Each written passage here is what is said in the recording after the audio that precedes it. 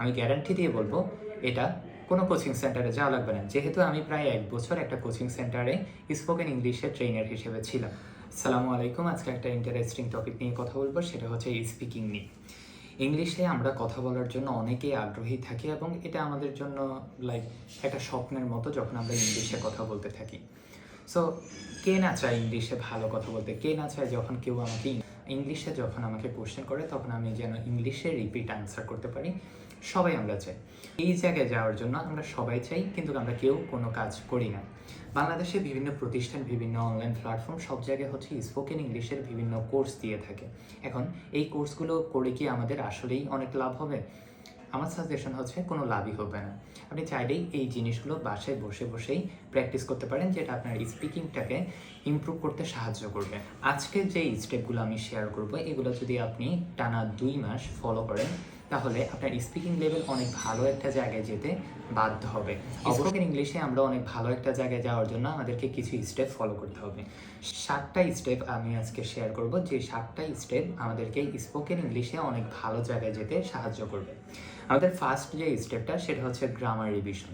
আপনি ইংলিশে যখন কথা বলতে যাবেন তখন কিন্তু আপনাকে গ্রামার অ্যাকুরেসিটা বাড়াতে হবে।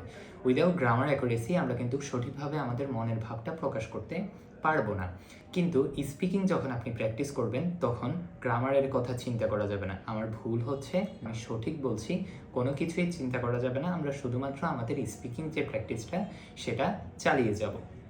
তবে প্রতিদিন আমরা 30 মিনিটস রাখতে পারি গ্রামার শেখার জন্য। এখন আমি গ্রামারটা কি রিভিশন দেব, মূলত পার্টস অফ স্পিচ, টেন্স, এই 2টা জিনিস আমরা ক্লিয়ার রাখবো, আর বাকিগুলো অটোমেটিক চলে আসবে যেহেতু আমরা পড়ালেখা করে এসেছি।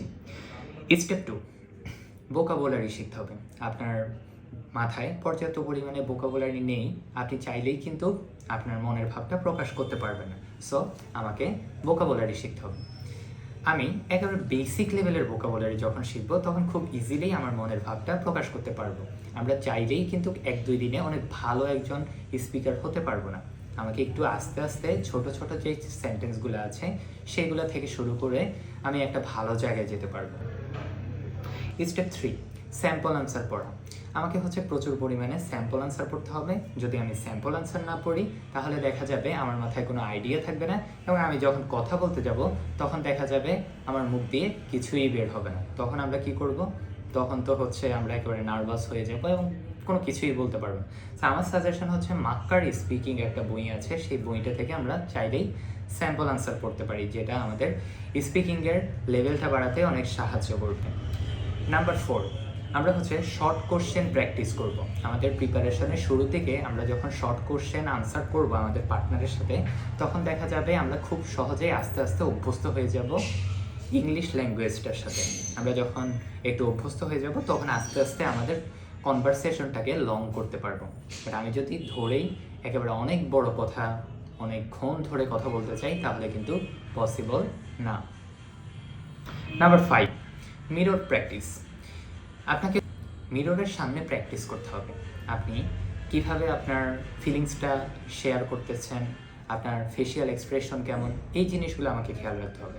যখন নিজেদের দিকে নিজেরা তাকিয়ে কথা বলতে পারি তখন আমরা অন্য মানুষের সামনেও কিন্তু কথাটা বলতে পারি। সো মিরর প্র্যাকটিস যেটা, সেটা কিন্তু খুবই গুরুত্বপূর্ণ। আমাদের সবার বাসায় মিরর আছে, আমরা চাইলেই আধা ঘন্টা 10 মিনিট কিন্তু মিররের সামনে দাঁড়িয়ে কথা বলতে পারি।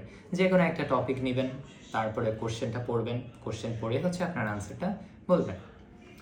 Number 6, record your own voice. আপনি যখন নিজের ভয়েসটা শুনবেন তখন কিন্তু অনেক ভুল ধরতে পারবেন, এবং আমরা সবাই হচ্ছে একটু আনকমফোর্টেবল ফিল করি যখন নিজের ভয়েসটা শুনতে যাই। আনকমফোর্টেবল ফিল করি, এই জিনিসটা দূর করতে হবে। এই জিনিসটা দূর করতে পারলেই আমরা স্পিকিংয়ে ভালো একটা জায়গায় যেতে পারবো। আমরা অনেকেই অজুহাত দিই আমাদের পার্টনার নেই। পার্টনার না থাকুক, আমাদের কাছে টেকনোলজি আছে, আমরা চাইলেই মোবাইলের মধ্যে আমাদের ভয়েসটা রেকর্ড করতে পারি এবং পরে আমরা শুনবো এবং একটা খাতায় নোট করব আমাদের ভুলগুলো কী হচ্ছে।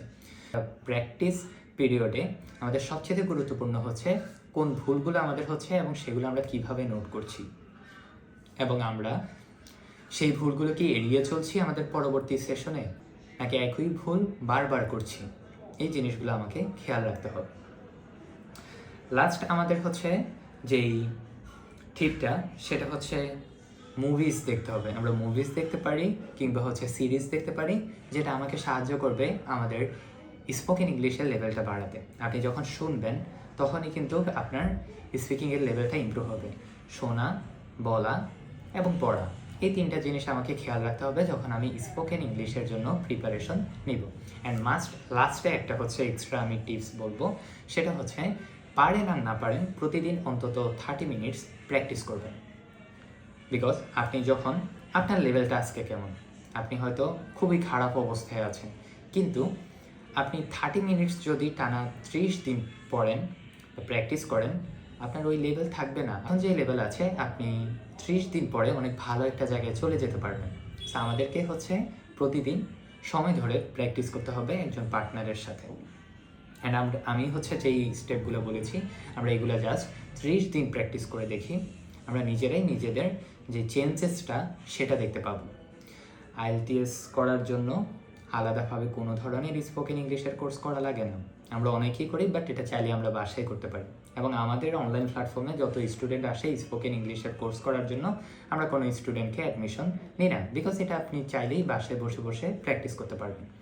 আশা করি স্টেপগুলো খুব ভালো লেগেছে সবার কাছে, এবং এই স্টেপগুলো ফলো করে আপনি চাইলেই নিজের স্পিকিংয়ের যে লেভেলটা সেটা বাড়াতে পারবেন। এবং আমি গ্যারান্টি দিয়ে বলবো, এটা কোনো কোচিং সেন্টারে যাওয়া লাগবে না, যেহেতু আমি প্রায় 1 বছর একটা কোচিং সেন্টারে স্পোকেন ইংলিশের ট্রেনার হিসেবে ছিলাম। সো আমরা এই কাজগুলো করব, হোপফুলি আমরা ভালো একটা জায়গায় চলে যেতে পারবো। কোনো কোচিং সেন্টারে আমরা আলাদাভাবে গ্রামারের কোর্স করার দরকার নেই, কিংবা আলাদাভাবে কোনো ফ্রি হ্যান্ড রাইটিংয়ের কোর্স করার দরকার নেই। আবার দেখি স্পোকেন ইংলিশের আলাদা কোর্স আছে। সো এইগুলো একটা ব্যবসা, এবং এগুলো দিয়ে স্টুডেন্টদেরকে বুঝিয়ে কোনোভাবে কোর্সটা করানো হয়। বাট চাইলেই আমরা এইগুলা বাসায় বসেই করতে পারি।